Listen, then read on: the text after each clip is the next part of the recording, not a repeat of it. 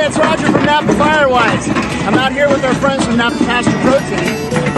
They brought along some worker bees to help us clear this hillside on the west side of Napa Valley, just outside of St Helena. These guys are going to be working hard for the next few days to help clear out some of this excess vegetation. Well, I'm here with my friend Corey from Napa Pasture Protein, and Corey and her team has just offloaded about 500 sheep and goat onto this parcel of land. Corey, can you take us through kind of the process of how you go about the work on this property?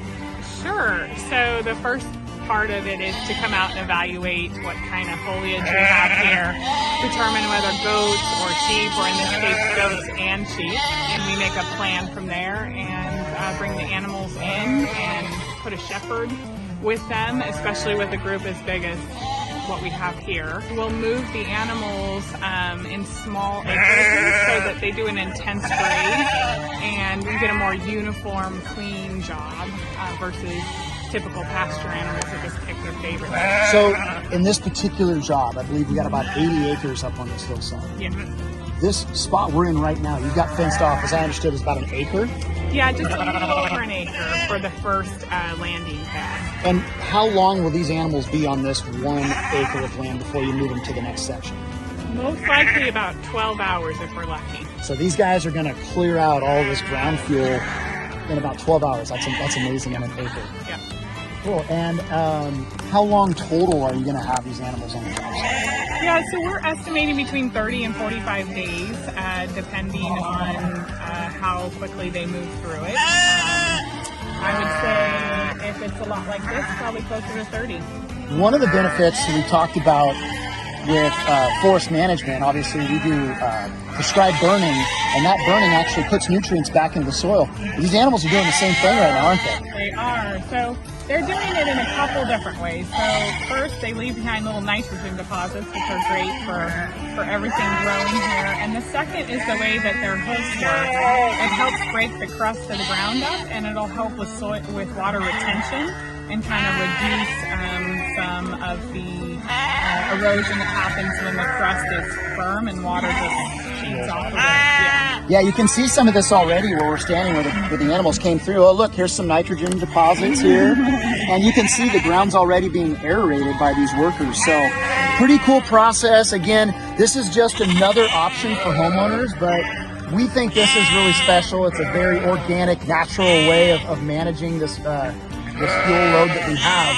And obviously they're very excited about the work they're doing.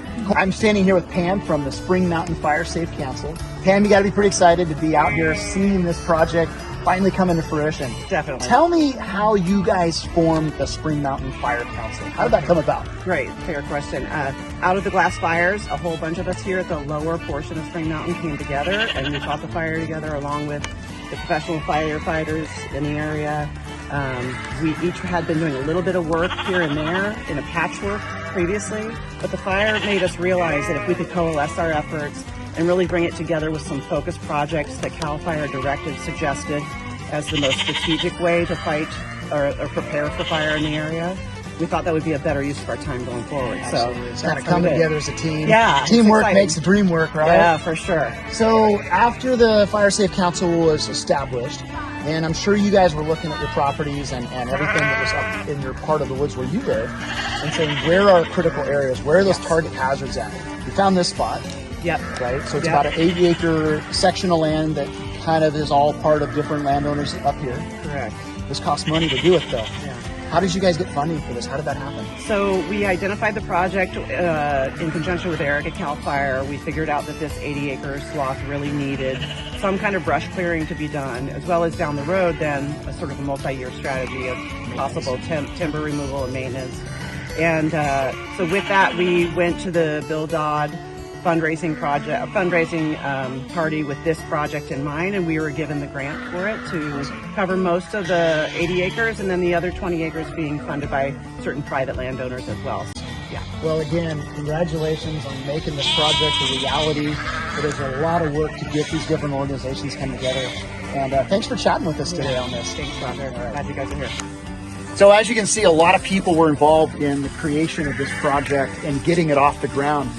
A lot of efforts came together. We had Napa Firewise, we had Cal Fire, we had private landowners, we have donations. A lot of logistical things had to occur to get this project off the ground. What's going to be exciting is when we come back in just a few weeks and see just what has occurred as far as the transformation. Reduction of ladder fuels, excess vegetation up here. So let's check back in a couple weeks and see just how good a work these sheep and goats have done. All right, well, welcome back to our goat grazing project here outside of St Helena.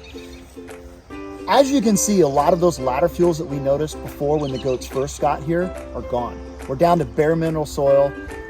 We can see that the soil, as Corey described before, has been turned up and aerated, nitrogen deposits in there, all things that's going to help make this forest healthier and stronger for the next wildfire that might threaten this area. Pretty exciting to see the finished product though.